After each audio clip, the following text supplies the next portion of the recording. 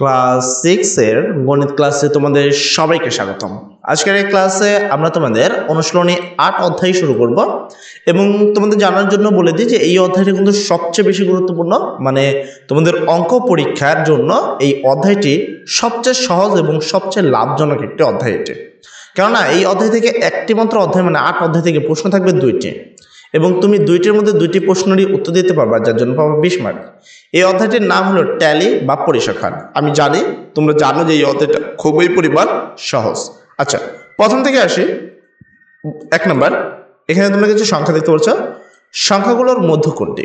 দেখো এখানে সংখ্যা রয়েছে, তো এখান থেকে একটা বাদ, এখান থেকে একটা বাদ, এখান থেকে একটা বাদ, এখান থেকে, তাহলে উত্তরটা কত আসলো? মধ্যে আছে 7, তাহলে উত্তরটা হবে 7। তারপরে আমরা এখান থেকে দেখবো, দেখো এটার উত্তর কত? 7।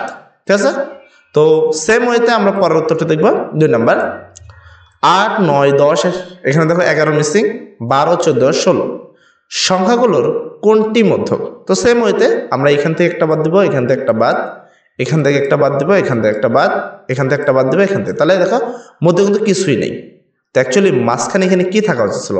11, কিন্তু আসলে কি প্রকৃতপক্ষে এখানে 11 আছে? তুমি যদি খেয়াল করো এখানে কিন্তু তোমার 11 নাই, কিন্তু মধ্যক আসলে হবে কত? মধ্যক হবে 11।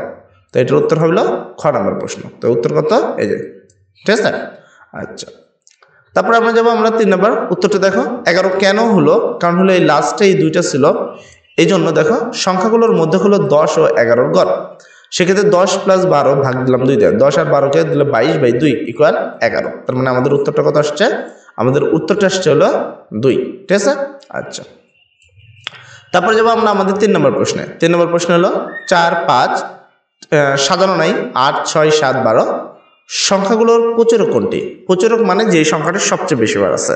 তুমি যদি ভালোভাবে খেয়াল করো এখানে কোনো সংখ্যায় ডাবল নেই, তার মানে এখানে অ্যাকচুয়ালি প্রচুরক নেই। তার মানে এটার উত্তর হবে ঘ নম্বরটি, প্রচুরক নেই। আর কারণ কি? সংখ্যাগুলোর মধ্যে সর্বাধিকবার কোনো সংখ্যা না থাকায় প্রচুরক নেই। ঠিক আছে। আচ্ছা, তারপরে 4 নম্বর প্রশ্ন। তো 4 নম্বর প্রশ্ন যদি এখানে খেয়াল করো, দেখো 8, 12, 11, 12, 14, 18 সংখ্যাগুলোর প্রচুরক কোনটি? আচ্ছা, এখানে প্রচুরক আছে, কেননা এখানে আমি 12 সংখ্যাটাকে 2 বার দেখতে পেরেছি, আর বাকি সব সংখ্যা কিন্তু একবার করে। তার মানে এই সংখ্যাটা সবচেয়ে বেশি বার আছে, আর যে সংখ্যাটা সবচেয়ে বেশি বার থাকবে সেটি অ্যাকচুয়ালি প্রচুরক। তার মানে উত্তর হবে গ নম্বরটি। তাহলে উত্তর কত? 4 উত্তর হলো তোমার গ। আর কারণ হলো এখানে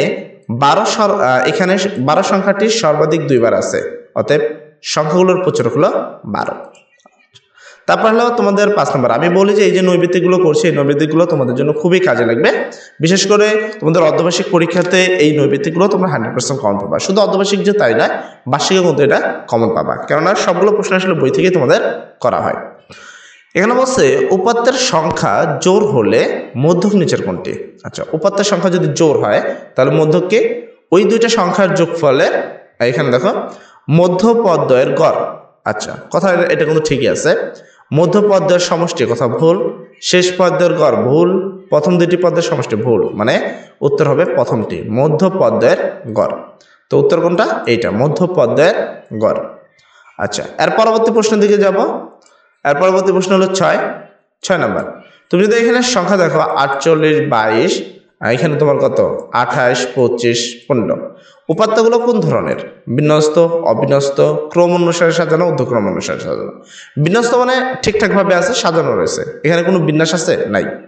অবিন্যস্ত এলোমেলো, এখানে কিন্তু সংখ্যাগুলো এলোমেলোই আছে, তাহলে উত্তর হবে এইটা। ঊর্ধ্বক্রম অনুসারে, ঊর্ধ্বক্রম মানে হলো ছোট থেকে বড়ভাবে সাজানো। তুমি যদি খেয়াল করো এখানে কি ছোট থেকে বড়ভাবে সাজানো আছে? নাই। অর্ধক্রম অনুসারে, অর্ধক্রম মানে বড় থেকে ছোট, এখানে কি বড় থেকে ছোট আছে? দেখো 28, 28 মানে 48, 48 পর বড় কিন্তু 28, সেটা কিন্তু দেয়নি, তাহলে বড় থেকে ছোট সাজানো নাই। তার মানে উত্তর কোনটা? খ নাম্বারটি। আচ্ছা, 7 নম্বর প্রশ্ন। নিচের কোন উপাত্তগুলো বিন্যস্ত? বিন্যস্ত মানে কি? সাজানো রয়েছে। তুমি যদি খেয়াল করো এটা কোনো সাজানো নাই। 2, 4, 2, 4, এখানে কি 6, 4, 8, 6, 4, 2, 2, 4, 8, 6 শোনো। তো তোমাদের উত্তরটা কত হবে? 7 নম্বরে দেখো এইটা, যেটা হলো তোমাদের সাজানো আছে 8, 6, 4, 2। তুমি যদি ভালোভাবে খেয়াল করো মানে 2 করে বাড়তি করা হয়েছে বা 2 করে কম করা আছে।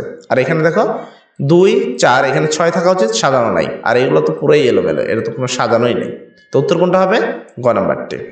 আচ্ছা, তারপরে তোমাদের এটা এখানে তোমরা কিছু উপাত্ত দেখতে পাচ্ছ। উপাত্ত সমূহের প্রচুরক 22। প্রচুরক 22 কেন? যে সংখ্যাটা সবচেয়ে বেশিবার থাকবে সেটা প্রচুরক 22। দেখি 22 সংখ্যা সবচেয়ে বেশি, 22 আছে কয়বার?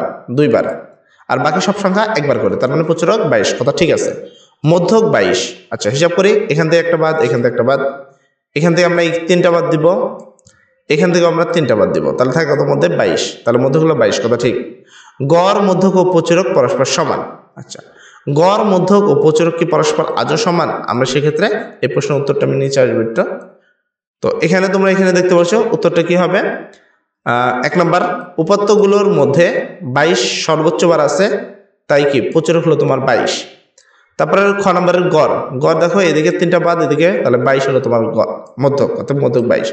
গড় যদি বাই করি, সবগুলোকে যোগ করছি, করার পরে যেই কটা সংখ্যা আছে, এখানে টোটাল 7টা সংখ্যা আছে, আমি 7টা সংখ্যাকে যোগ করছি এবং 7 দ্বারা ভাগ করছি, করলে গড়টাও বেশি কত? 22। তাহলে আমরা মধ্যক পেলাম 22, গড় পেলাম 22, প্রচুরক পেলাম 22, তাহলে 3জন সমান তো নাকি? তার মানে এই কথাটাও সত্য। এই জন্য আমি তোমাকে ওখানে নিয়ে গেলাম, কারণ এটা তোমাকে আগে করে তারপর বোঝাতে হবে। তার মানে আমাদের উত্তর হবে ঘ নাম্বারটি, 3টাই সত্য। তারপর এখানে 6 জন শিক্ষার্থীর 20 নম্বর পরীক্ষার প্রাপ্ত ফলাফল। কিছু এখানে সংখ্যা দেওয়া আছে। উপাত্ত সমূহের প্রচুরক কত? যেই সংখ্যা সবচেয়ে বেশি বার আছে সেটাই প্রচুরক। যদি খেয়াল করি 16 2বার আছে, তো এটা সবচেয়ে বেশি বার আছে, তাই এটা প্রচুরক। তার মানে 9-এর উত্তর হলো 16। মধ্যক। মধ্যকের যদি হিসাব করি, এখান থেকে 2টা বাদ দিলাম, এখান থেকে 2টা বাদ দিলাম, তাহলে এই দুটাকে যোগ করে 2 দ্বারা ভাগ করতে হবে। ঠিক আছে তো নাকি? এইটা এটা, হ্যাঁ, তাহলে এই দুটোকে যোগ করে কত দ্বারা ভাগ দেবো? 2 দ্বারা। এই দুটোকে যোগ করলে হবে কত? তোমার 30। 30কে 2 দ্বারা ভাগ দিলে উত্তর আসবে 15। তার মানে মধ্যক হবে 15 নাম্বার। তাও আমরা তোমার এখান থেকে দেখাবো, প্রচুরকটা দেখালাম, এই যে এটা মধ্যক। এই দুটোকে যোগ করলে 30, 30কে 2 দ্বারা ভাগ করলে 15। ব্যাখ্যাটা তোমাদেরকে একটু দেখিয়ে নিলাম, ঠিক আছে? আচ্ছা, তারপরে আসি আমরা 11 নম্বর। গড় কত? গড় মানে এই সংখ্যাগুলো সবগুলোকে যোগ করব এবং 2 4 6 আছে, 6 দ্বারা ভাগ করব। তো সেক্ষেত্রে আমরা গড়টা আমাদের করে দেখাতে হবে। তো আমরা এখানে একটু দেখাচ্ছি, এখানে দেখো, এখানে যে সংখ্যাগুলো আছে সবগুলো সংখ্যাকে যোগ করছি, 6টা সংখ্যা ছিল, 6 দ্বারা ভাগ করছি, সবগুলোকে যোগ করলে 84 হয়, 6 দ্বারা ভাগ করলে 14 হয়, তার মানে গড় হলো 14 নাম্বার। তাহলে গড় কত তোমার এটার? গড় হলো তোমার এটার 14। আর একটু নিচে আসবে, আচ্ছা করে, এই যে গড় হলো 14। আচ্ছা, তারপরে আসি আমি পরের পেজে। এখানে ভালো করে দেখো, আমি প্রত্যেকটা প্রশ্ন একবারে ইন টোটাল করবো। তো আমরা জানিয়ে দিয়েছি পূর্বের ক্লাসে যে কোন প্রশ্নগুলো ইম্পর্টেন্ট, কেন ইম্পর্টেন্ট, কিভাবে ইম্পর্টেন্ট, সেগুলো কিন্তু তোমাদের ধরে রাখতে হবে। 12 নম্বর, উপাত্ত সময়ের সঠিক তথ্য কি? তথ্য হলো সর্বোচ্চ নম্বর 16। আচ্ছা, আমরা এখানে দেখবা যে সবচেয়ে বড় কি 16 আজও? 16 থেকে বড় আছে না 20? তাহলে প্রথম কথাটাই কি তার ভুল?